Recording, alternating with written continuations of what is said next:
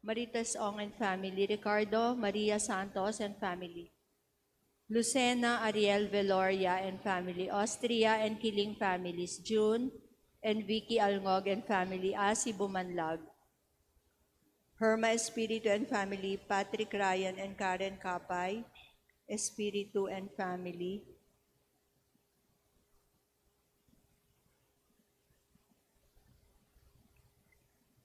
para sa kaarawan ni Lorna Bagasbas at Jarvin Bergado. Para sa mabilis na kagalingan ni Father Lito Santos, Remedios Santos, Diling Tizon, Lea Pedragosa, Angelita Socorro and Johan Angela Villafuerte, Luming Santos, Jeric Villaruz, Rodrigo de Guzman, Juanita Domingo, Bob and Babes Maymay, Joylyn Aquino, Joanne Malinaw, Army Shores, Kenji and Aviong, Milagros Laksa, Aristeo Hiliego, Zaira Alayon, Raj Gabriel Alayon, Jesus Serranos Jr., Emerson Casino, Noli Hernandez, Rustica de los Santos, Rolando Hernandez, Isaac Casino, Kenji Garcia, Domnina Halili, Moises Cargo, Esther Cargo, Edgar Agbunag Jr., Jose Marie Almog, at for the safety travel of Patrick Ryan Espiritu and Karen Kapay Espiritu.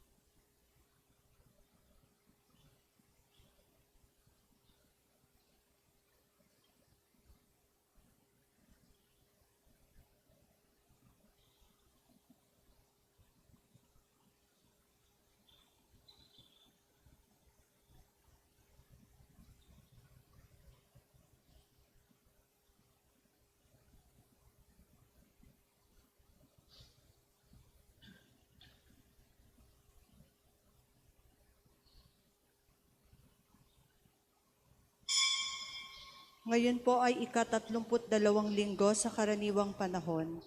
Ang mamumuno po sa ating banal na pagdiriwang ay si Reverend Father Chris Kinyal. Sabayan po natin ang pambungad na awit.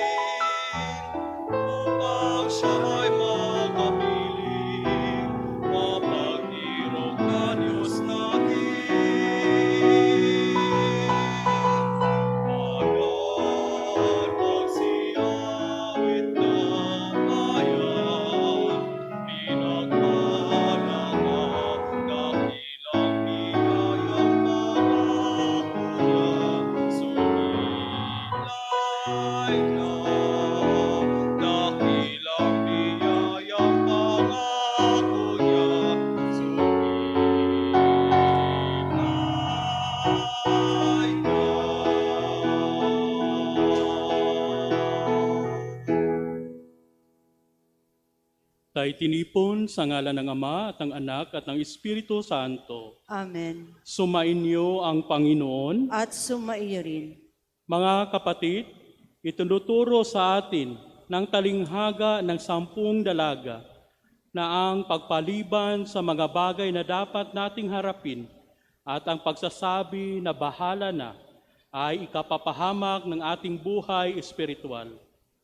Agad nagpapasya at kumikilos para sa kaharian ng Diyos ang isang matalinong Kristiyano. Bilang mga mananampalataya, dapat tayong maging laging handa makatagpo ang Diyos sa mga taong ating makasalamuha at sa mga karaniwang pangyayari sa ating buhay.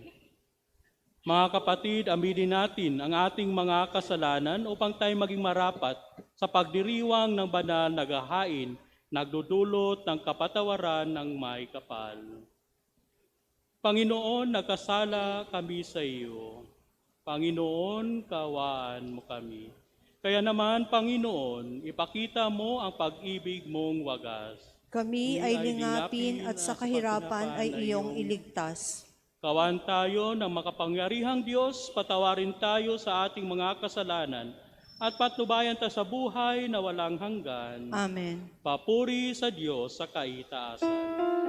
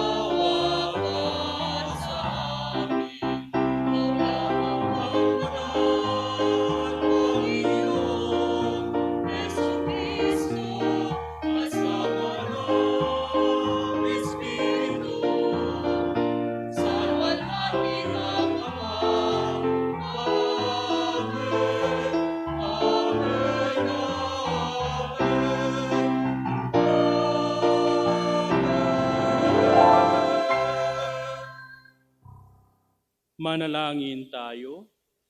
Ama naming makapangyarihan, para mo ng awang ilayo sa amin araw-araw ang lahat ng mga sumasalungat sa amin at umahadlang upang ang aming buong katauhan ay magkaroon ng kalayaan para kusang sundin ang iyong kalooban. Sa pamagitan ni Jesucristo kasama ng Espiritu Santo, magpa sa walang hanggan. Amen. Kung tapat ang paghahangad natin sa karunungan ng Diyos, madali natin itong masusumpungan. Tulad ito ng isang babaeng ibinibigay ang sarili sa kabiyak na karapat-dapat sa kanya. Pagbasa mula sa Aklat ng Karunungan. Ang karunungan ay maningning at di kumukupas, madaling natatagpuan ng naghahanap sa kanya, at nakikita agad ng mga nagpapahalaga sa kanya. Madali siyang nagpapakilala sa mga naghahangad sa kanya. Hanapin mo siyang maaga at agad mo siyang matatagpuan. Makikita mo siyang nag-aabang sa iyong tarangkahan. Isipin mo lamang siya'y magkakaroon ka ng ganap na pagkaunawa. Hanapin mo siya't matatahimik ang iyong kalooban. Pagkat hinahanap niya ang mga karapat-dapat sa kanya, at makikita ka niya saan ka man naroon. Siya'y maamo at sasamahan ka niya sa bawat iniisip mo. Ang salita ng Diyos. Salamat sa Diyos.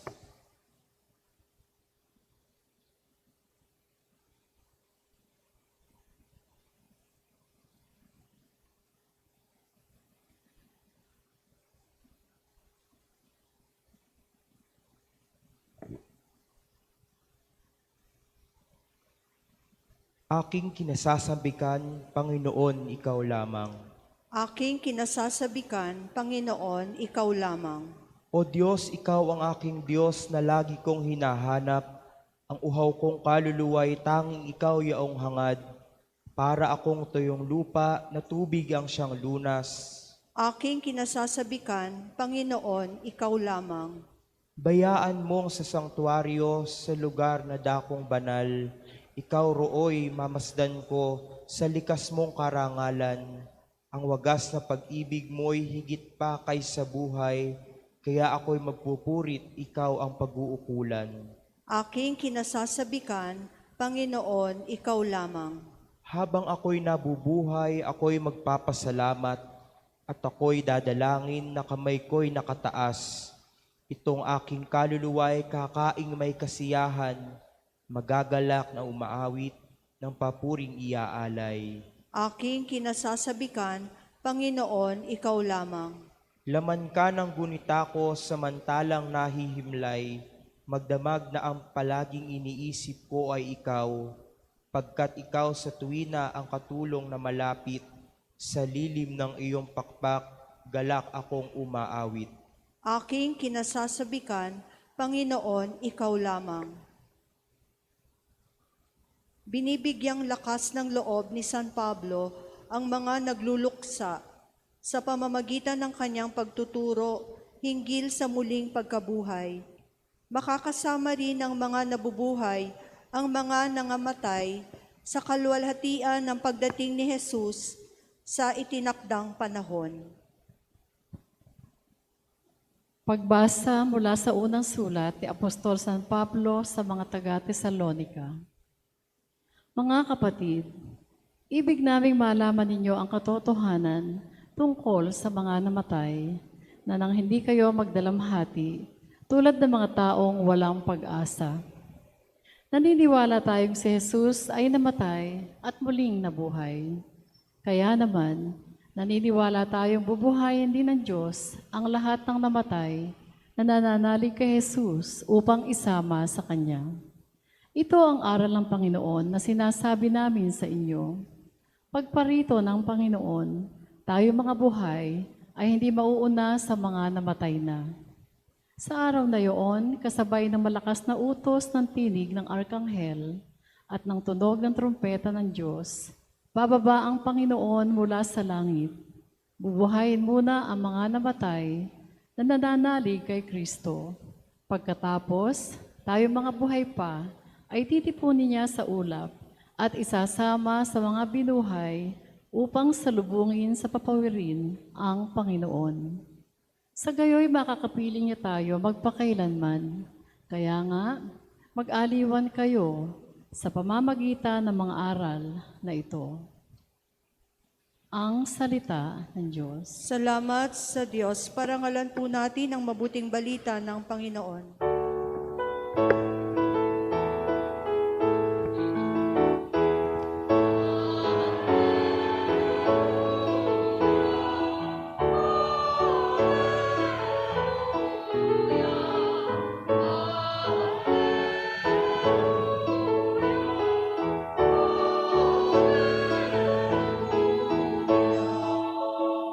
Tayo ay laging magtanod sapagkat di natin talos ang pagbabalik ni Jesus.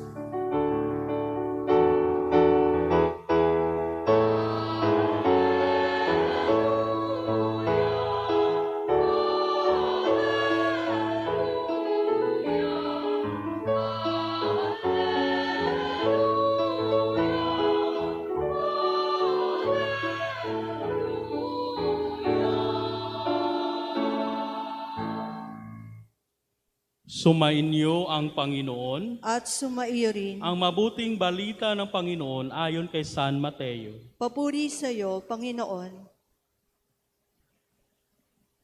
Noong panahong iyon, sinabi ni Jesus sa kanyang mga alagad ang talinghagang ito. Dito maitutulad ang pagpasok sa kaharian ng Diyos. May 10 dalagang lumabas upang sumalubong sa lalaking ikakasal. Bawat isa'y may dalang ilawan. Ang 5 sa kanila'y hangal at ang 5'ay matalino. Ang mga hangal ay nagdala ng kanilang mga ilawan ngunit hindi nagbaon ng langis. Subalit ang matatalino'y nagdala ng langis bukod pa sa nasa kanilang ilawan. Nabalam ng dating ang lalaking ikakasal, kaya't inantok silang lahat at nakatulog. Ngunit nang hating gabi na ay may sumigaw, narito na ang lalaking ikakasal, salubungin ninyo. Agad nagbangon ang 10 dalaga at inayos ang kanilang ilawan. Sinabi ng mga hangal sa matatalino, bigyan naman ninyo kami ng kaunting langis. Aandap-andap na ang aming mga ilawan eh. Baka hindi magkasya ito sa ating lahat, tugon ng matatalino. Pabuti pa ay pumunta muna kayo sa nagtitinda at bumili ng para sa inyo. Kahit lumakad ang 5 hangal na dalaga. Samantalang bumibili sila, lumating ang lalaki ikakasal. Ang 5 nakahanda ay kasama nilang pumasok sa kasalan at ipininid ang pinto. Pagkatapos dumating naman ang 5 hangal na dalaga. Panginoon, papasukin po ninyo kami, sigaw nila. Ngunit tumugon siya, sinasabi ko sa inyo, hindi ko kayo nakikilala. Kaya magbantay kayo sapagkat hindi niyo alam ang araw ni ang oras. Mga kapatid, ang mabuting balita ng Panginoon. Pinupuri ka namin, Panginoong Hesukristo. Magandang umaga po sa ating lahat. Magandang umaga po, Father. Una-una, pasalamatan natin ang Diyos sa pagkakataong binigay niya sa atin ngayon para tayo magkatipon-tipon sa pagdiriwang natin ng banal na misa sa ika-32 linggo sa karaniwang panahon. Pasalamatan natin ang Diyos sa lahat ng biyaya na ating tinanggap at ating pahayag sa Kanya lahat ng ating mga dasal, lahat ng ating mga kahilingan. Sa ating pagninilay ngayong umaga, ating simulan sa ating unang pagbasa mula sa aklat ng karunungan. Sa ating unang pagbasa, pinapahayag dito na ang karunungan o wisdom ay parang tao na nilalahad ang kanyang sarili para tanggapin. At hindi mahirap hanapin ang karunungan o itinatawag natin na wisdom. Ang karunungan nagsisimula sa tinatawag na common sense o sentido komon, na alam natin sa ating mga utak na merong katotohanan. No? Yan nagsisimula ang isang tao, ang common sense ng isang tao. Ngunit sinasabing sa panahon ngayon, pawala na ng pawala ang common sense. No, merong mga taong hindi talaga makakaintindi kahit sa pinaka-basic lamang ng prinsipyo at aspeto ng buhay ng tao. Kaya sinasabi sa ating unang pagbasa na sana tanggapin natin ang karunungan. Then ang karunungan siya ang magdadala ng katotohanan na tutulong sa ating buhay, na magbibigay sa atin ng gabay para sa mga desisyon na nating gagawin sa ating buhay. Yan ang katotohanan. Ano ang ating nalalaman? Yan ang ginagamit natin sa paggawa ng mga desisyon sa araw-araw. Ngunit alam din natin sa ating panahon, hindi na natin alam kung ano ang katotohanan. Sinasabing na truth is very subjective now. Depende kung sinong nagsasalita, yun na ang katotohanan. Kung makikita natin sa mga internet, social media, iba-ibang anggulo, iba-ibang aspeto, pero parang totoo lahat. Hindi na natin alam kung ano talaga ang totoong katotohanan. Nawawala na ang common sense, nawawala na kung ano talaga ang katotohanan. Ngunit pinapahayag sa ating unang pagbasa na ang ating common sense, kung mapagtagpo natin sa tinatawag na divine wisdom, ang aral at ang salita ng Diyos, kung ating tatanggapin, yan ang magiging basihan ng buong katotohanan. Walang iba na ating babasihan kung ano ba ang katotohanan. Hindi na natin tatanungin ating sarili, totoo ba ito hindi? Kung tinanggap natin ang salita ng Diyos, inaral natin at alam natin, yan na ang ating basihan ng ating katotohanan. Kung may magsasabing iba na ito ang katotohanan at taliwas sa sinasabi ng Diyos, hindi natin tatanggapin yung katotohanan na yan.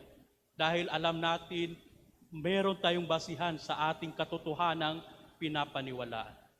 For example, sa mga anak na nandito, kung ang katotohanan para sa iyo ay katotohanan na nakita mo sa iyong mga barkada, no? Naglalakwat siya, hindi pumapasok sa school, no? May mga gagawin, tumatakas paggabi kasi yun ang katotohanan nakita mo. Masaya, may excitement, pero hindi mo naalala ang katotohanan na pinapahayag ng Diyos. No? Honor your mother and your father. Irespeto mo ang iyong mga magulang. Yan ang katotohanan. Kaya kung hindi ka makikinig sa iyong mga magulang, wala ka sa katotohanan. At ang iyong ginagawa ay hindi mabuti. Kung may magsasabi sa atin, lalo-lalo na sa mag-asawa, na ang kasal ay pwede baliwalain. No? Kung hindi na kayo komportable sa isa't isa, kung meron ng mga problema, pwede kayo maghiwalay. Minsan yan ang katotohanan meron tayo. At yan ang katotohanan na pinapahayag ng diborsyo. Kung meron law of divorce, yan ang katotohanan na hiwalayan mo. No? Mag-asawa ka uli. Sa Pilipinas, hindi natin yan tinatanggap. Dahil alam natin ang katotohanan pinapahayag ng Diyos, ang sagrado in the sacrament of matrimony, ang pag-iisa ng dalawang tao na pinag-isa ng Diyos. Kung titingnan natin ang mga bansang merong diborsyo, for example, Western countries, merong mga tao doon na hindi lang isang beses divorce, pangalawa, pangatlo, pang-apat na nga diborsyo. So makikita natin, hindi rin siya nagiging solusyon sa problema ng mag-asawa. Ang katotohanan pinapahayag ng Diyos na kayo ay pinag-isa ng Diyos at sa sakit at sa mabuting kalagayan, no, sa hirap, sa ginhawa, hanggang kamatayan, kayo ay iisa. Yan ang katotohanan at yan ang kailangan nating sundin. Yan ang pinapahayag sa ating unang pagbasa. Walang iba na source ng katotohanan kundi ang salita ng Diyos. At ang ating pagsunod sa Diyos, sa Kanyang salita at sa Kanyang kagustuhan, yan ang bigbigay sa atin ng liwanag. Yan ang magbigay sa atin ng gabay sa ating buhay. Kung titingnan natin ang ating pangalawang pagbasa, si San Pablo sumusulat sa mga taga-Tesalonica.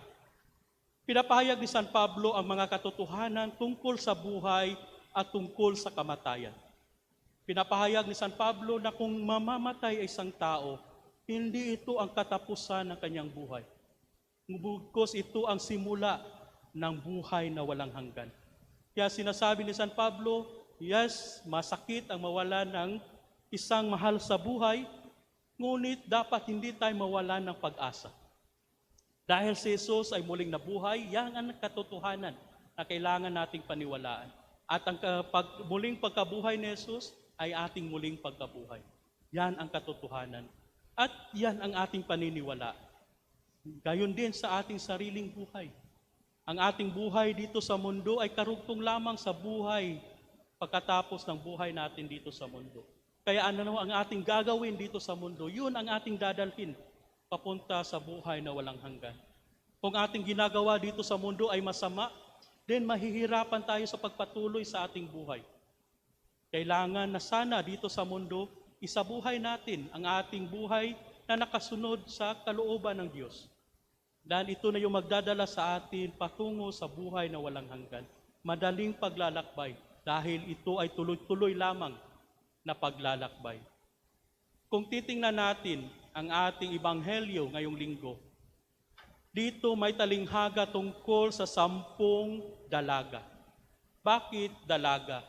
Dahil hinahalintulad ang kaharian ng Diyos sa isang wedding banquet o isang pagtitipon para sa kasal. Then alam natin sa kasal, merong mga bridesmaid. No? Alam naman natin yung mga bridesmaid, mga abay. Yun sila ang tinutukoy na dalaga. Sa panahon at kultura ni Jesus, ang kanilang tungkulin o responsibilidad, yung mga bridesmaid, sila yung magdadala ng ilawan para salubungin ang groom. Dahil ang groom ay pupunta sa bahay ng babae, sa bahay ng kanyang mga magulang, kukunin yung babae para dalhin sa kanilang sariling tahanan. So, importante yun na nandun yung mga dalaga. At sinasabing ang 10 dalaga, 5 nito ay hangal at 5 ay matalino. Anong nagiging basihan? Bakit sinasabing ang 5 ay hangal at 5 ay matalino? Pareho silang may dalang ilawan. Pareho silang naghihintay sa pagdating ng lalaking ikakasal. Pareho silang nakatulog dahil matagal o naantala ang pagdating ng lalaking ikakasal. Ngunit ang kaibahan, ang 5 na matatalino, meron silang dalang extra na langis. Meaning sa ganito, ang gamit nila sa ilawan is langis. So, ang mga hangal, wala silang extra na langis. Dahil sa naantala ang pagdating, ang kanilang ilaw ay hindi na masyadong maliwanag at ito ay mamamatay na dahil wala na silang langis. Kaya tinawag silang hangal dahil wala silang dalang ekstrang langis at hindi sila handa sa pagdating ng lalaki ikakasal. Ang mga matalino alam nila na baka maantala, baka magkulang kanilang langis, meron silang dalang langis. Sa atin bilang mga mananampalataya, ang langis para sa atin ay ang ating pananampalataya na nagdadala sa atin at nagbibigay ng yung liwanag sa ating pagpapatuloy sa ating buhay, lalo-lalo na ng pag-asa. Para tayong mga dalaga na naghihintay sa pagdating ng Panginoon.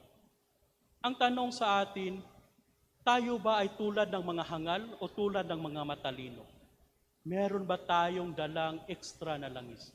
Sapat ba ang langis na ating dala sa ating paghihintay sa pagdating ng Panginoon? Sapat ba ang ating kaalaman? Sapat ba ang ating pananampalataya na minsan nadidelay? Then ang hating gabi ng pagdating ng lalaki ikakasal, para sa atin yung gabi minsan na puno tayo ng problema. Yung sa ating buhay na madilim dahil sa mga pagsubok. Doon tayo minsan nauubusan ng langis. Doon minsan namamatay ang ating ilaw, nawawala ang pag-asa. Ang pinapahayag sa ating mga pagbasa, sana meron tayong inap na langis sa ating pananampalataya para ito ay patuloy na nag-iilaw ang nagbigay ng pag-asa sa atin. Pagdating ng Panginoon, tayo'y sasalubong tulad ng 5 matalinong mga dalaga. At salubungin natin siya sa dala ang ating ilaw, puno ng pag-asa, puno ng pagtanggap sa Panginoon. At tayo ay makakapasok kasama ng Panginoon sa Kanyang kaharian. Ang yung 5 hangal, sila yung nawala ng pag-asa. Hindi na nasustain ang kanilang pananampalataya, ang kanilang buhay hanggang sana dumating ang Panginoon. Meron pang mga komentaris nagsasabing hangal talaga ang 5. Sinasabi nila, hating gabi, pumunta sila para bumili ng langis. No? Sabi ng mga komentaris, saan sila bibili hating gabi? Pero hindi natin alam, no? Sa panahon nun, baka may 7-Eleven na sila, 24 hours na store. Kita. Minsan ganon ang nangyayari sa atin. Na uubusan tayo ng langis dahil hindi pa natin lubos na natutuhan ang salita ng Diyos. Hindi pa natin lubos na nalaman ang katotohanan, buong katotohanan ni Jesus. Kaya kailangan nating sa ating sarili, sana makinig tayo sa kalooban ng Diyos, makinig tayo sa Kanyang mga utos, ang mga sakramento na binigay niya para tayo bigyan ng grasya, para meron tayong langis na makabigay ilaw sa atin hanggang sa pagsapit ng panahon na tayo ay sasama ng Panginoon sa Kanyang kaharian.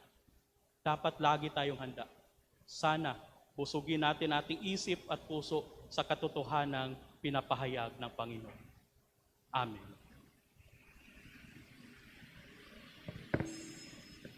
Tayo po'y magsitayo at ipahayag natin ang ating pananampalataya. Sumasampalataya ako sa Sa Diyos, Diyos amang makapangyarihan sa lahat, na may gawa ng langit at lupa, sumasampalataya ako kay Hesukristo, iisang anak ng Diyos, Panginoon nating lahat, nagkatawang tao siya lalang ng Espiritu Santo, ipinanganak ni Santa Mariang Birhen, pinagpakasakit ni Poncio Pilato, ipinako sa krus, namatay, inilibing, nanaog sa kinaroroonan ng mga yumao, nang may 3 araw na buhay na magmuli, umakyat sa langit, naluluklok sa kanan ng Diyos amang makapangyarihan sa lahat. Doon magmumulang paririto at huhukom sa nangabubuhay at nangamatay na tao. Sumasampalataya naman ako sa Diyos Espiritu Santo, sa banal na simbahang katolika, sa kasamahan ng mga banal, sa kapatawaran ng mga kasalanan, sa pagkabuhay na muli ng nangamatay na tao, at sa buhay na walang hanggan. Amen. hilingin natin sa Ama na gawin tayong mapagmatyag sa lahat ng oras upang maging handa tayong salubungin ang pagdating ng Panginoong Hesus. Buong pananalig tayong manalangin, Panginoon, dinggin mo ang iyong bayan. Panginoon, dinggin mo ang iyong bayan. Upang ang simbahan, ang sambayanan ng Diyos, ay manatiling mulat sa kanyang karangalan bilang kabiyak ni Kristo. Manalangin tayo. Panginoon, dinggin mo ang iyong bayan. Upang ang mga namumuno sa pamahalaan ay laging magsumikap na tuparin ang kanilang tungkuling tugunan ang mga pangangailangan ng mga mahihirap, nagugutom at walang tahanan. Manalangin tayo. Panginoon, dinggin mo ang iyong bayan. Upang ang mga relihiyoso at relihiyosa ay maging mga tunay na nagpapahalaga sa kaharian ng Diyos nang higit pa sa anumang bagay. Manalangin tayo. Panginoon, dinggin mo ang iyong bayan. Ang mga nagdadalamhati at mga nababagabag ay magtiwala sa Panginoon na siyang pumapawi sa luha ng bawat tao. Manalangin tayo. Panginoon, dinggin mo ang iyong bayan. Upang ang mga nawala ng mahal sa buhay ay magkaroon ng lakas at pag-asa sa kanilang pananalig sa buhay na walang hanggan. Manalangin tayo. Panginoon, dinggin mo ang iyong bayan. Sa ilang sandali ng katahimikan, itaas natin sa Diyos ang ating pansariling kahilingan, gayon din ang iba pang mga pangangailangan ng ating pamayanan.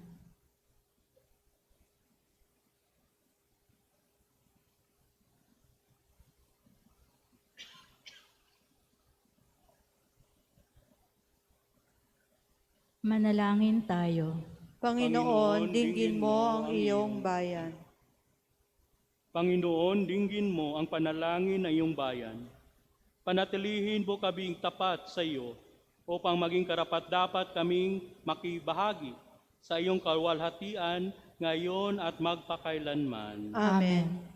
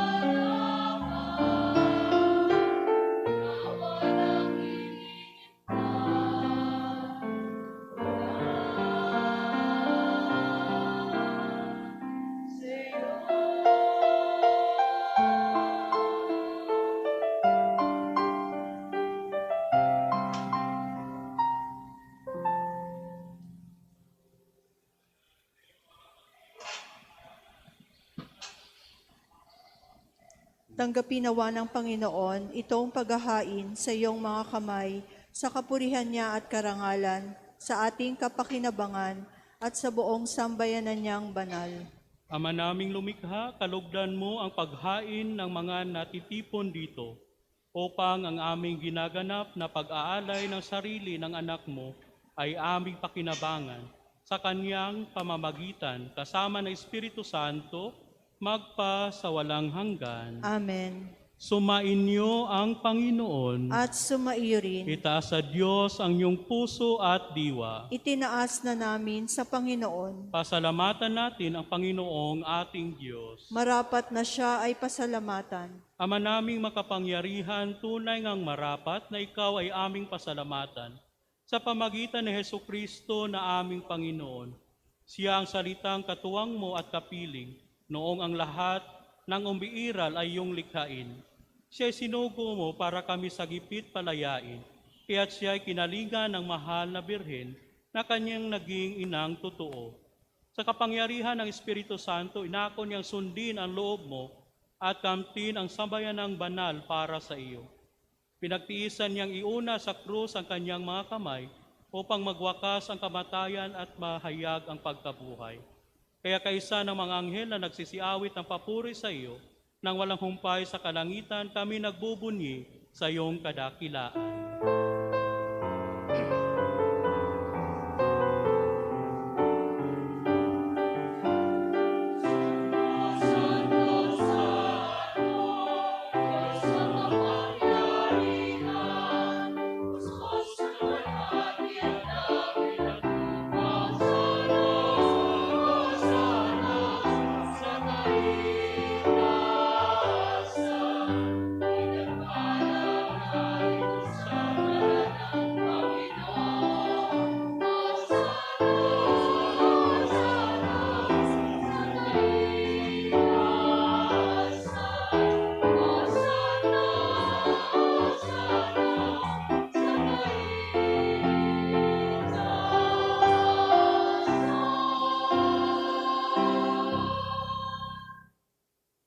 Ama naming banal, ikaw ang bukal ng tanang kabanalan.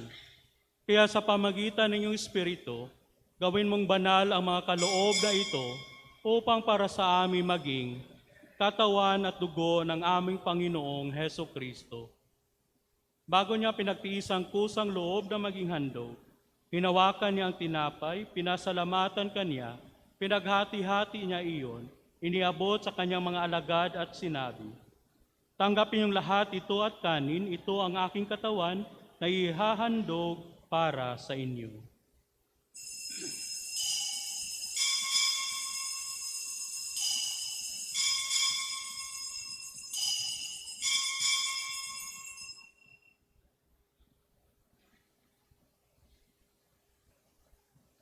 Gayon din naman noong matapos ang hapunan, hinawakan niya ang kalis, muli kanyang pinasalamatan.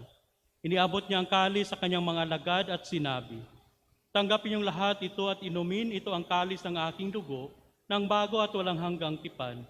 Ang aking dugo na ibubuhos para sa inyo at para sa lahat, sa ikapagpapatawad ng mga kasalanan. Gawin niyo ito sa pag-alaala sa akin."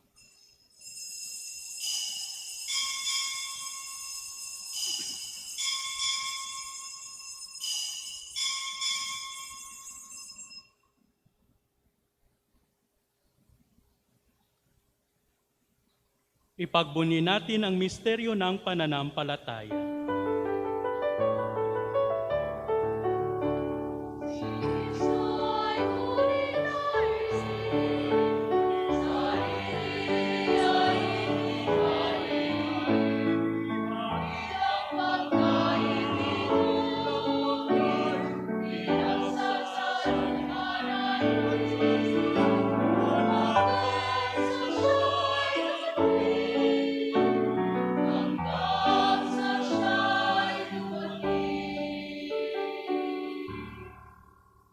Ama, ginagawa namin ngayon ang pag-alaala sa pagkamatay at muling pagkabuhay ng iyong anak.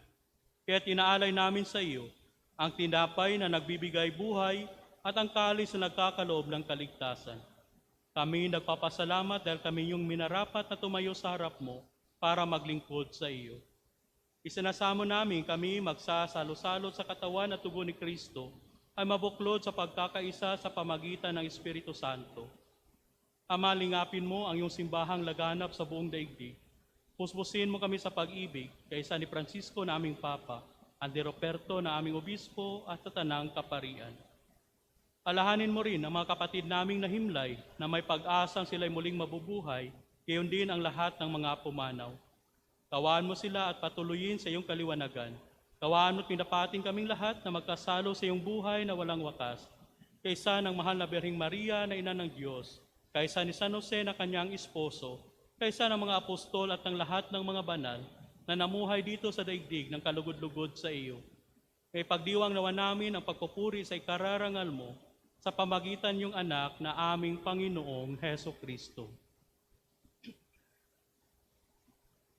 sa pamamagitan ni Kristo, kasama niya at sa Kanya, ang lahat ng parangal at papuri ay sa iyo, Diyos Amang makapangyarihan, kasama ng Espiritu Santo, magpasawalang hanggan.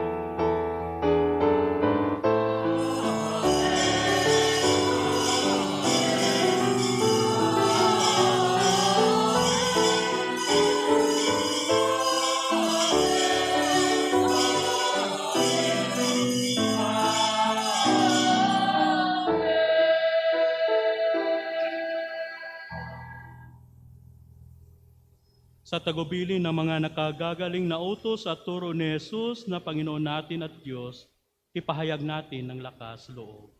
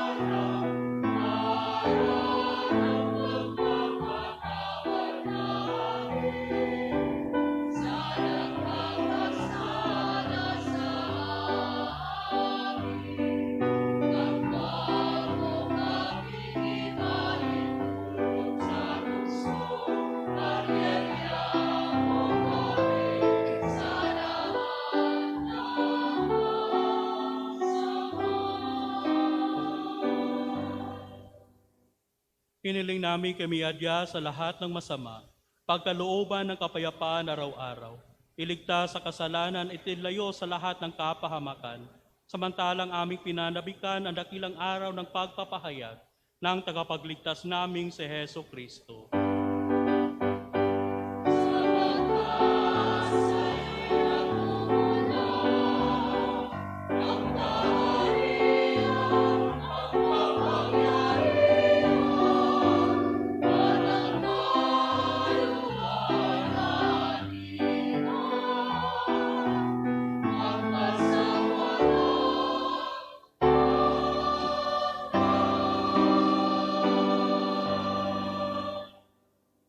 Panginoong Heso Kristo, sinabi mo sa iyong mga apostol, kapayapaan ang iniwan ko sa inyo.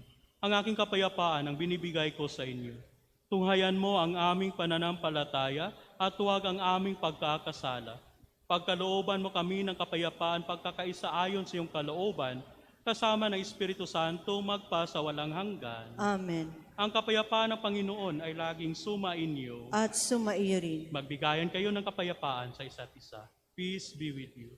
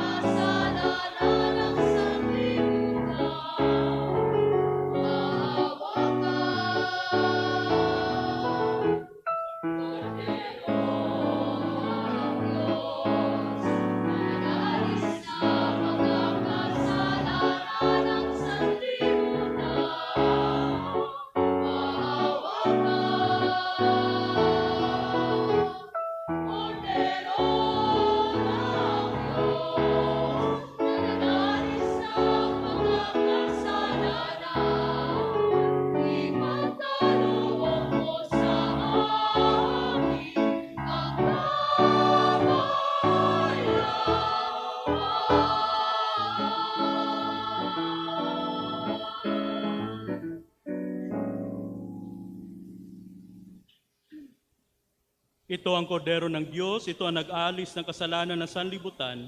Mapalad ang mga inanyahan sa kanyang piging. Panginoon, hindi ako karapat-dapat na magpatuloy sa iyo, ngunit sa isang salita mo lamang ay gagaling na ako. Gawa ko ng katawan at dugo ng ating Panginoon sa Kristo hanggang sa buhay na walang hanggan. Amen.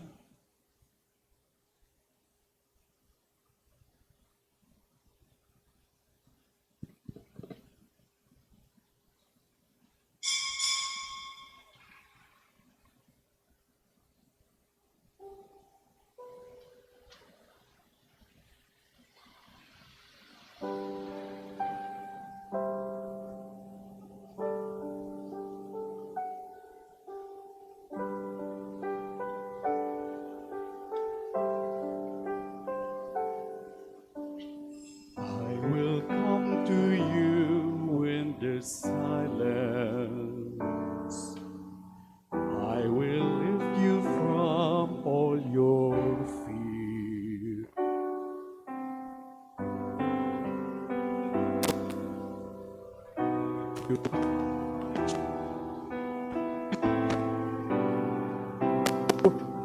I'm here.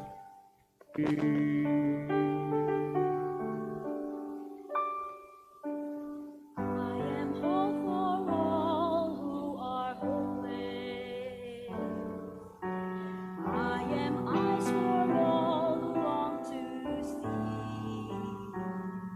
In the shadows of the night, I will be your light.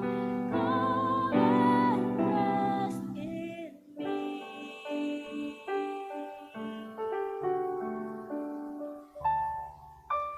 Do not be afraid, I am with you. I have called you, it's my name. Come and follow me, I will bring you home. I love you and you are mine.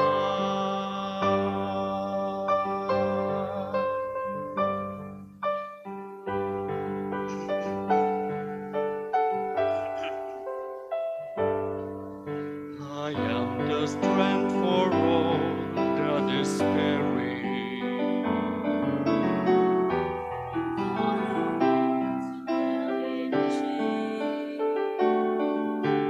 All the blind will see, the lame will all run free, and all will know my name.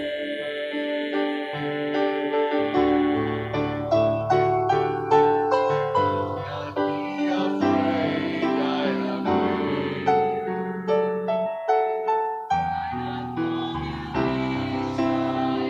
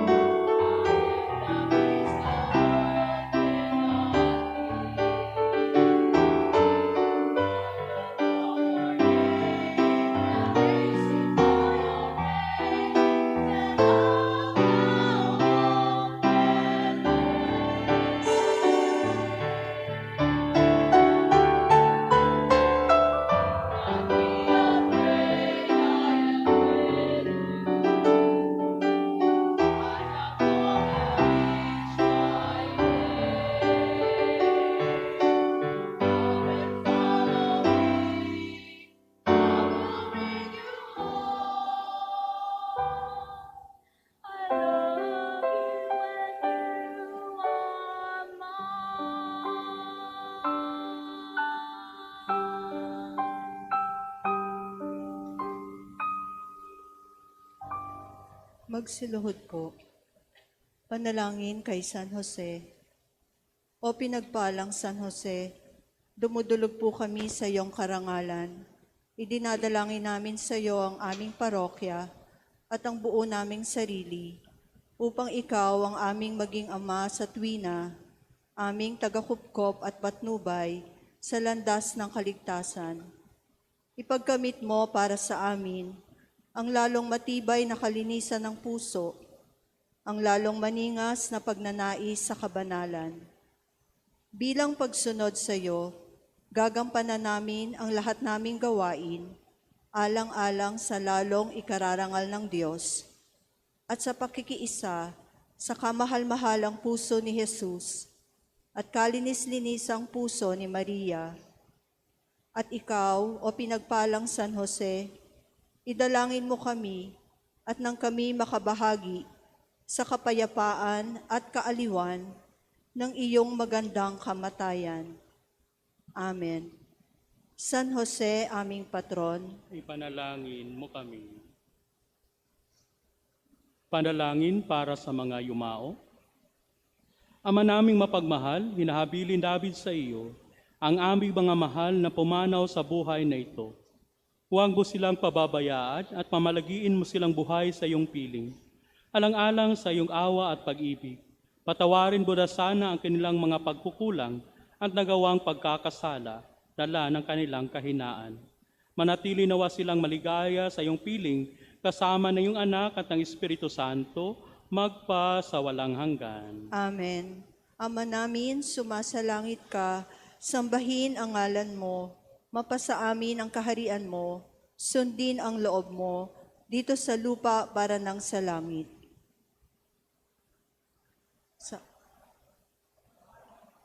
Sa aming mga sala, para ng pagpapatawad namin sa nagkakasala sa amin, at huwag mo kaming ipahintulot sa tukso, at iadya mo kami sa lahat ng masama. Aba, Ginoong Maria, napupuno ka ng grasya, ang Panginoong Diyos ay sumasa iyo. Bukod kang pinagpala sa babaeng lahat, at pinagpala naman ang iyong anak na si Jesus. Santa Maria, Ina ng Diyos, ipanalangin mo kaming makasalanan, ngayon at kung kami mamamatay. Amen. Luwalhati sa Ama, sa Anak, at sa Espiritu Santo. Kaparang nung nanguna, ngayon at magpakailanman at magpa sa walang hanggan. Amen. Amen. Kapayapaan kailanman ay igawad ng may kapal sa mga yumaong ating mahal. Sila nawa ay silayan ng ilaw na walang hanggan. Amen. Magsitayo po.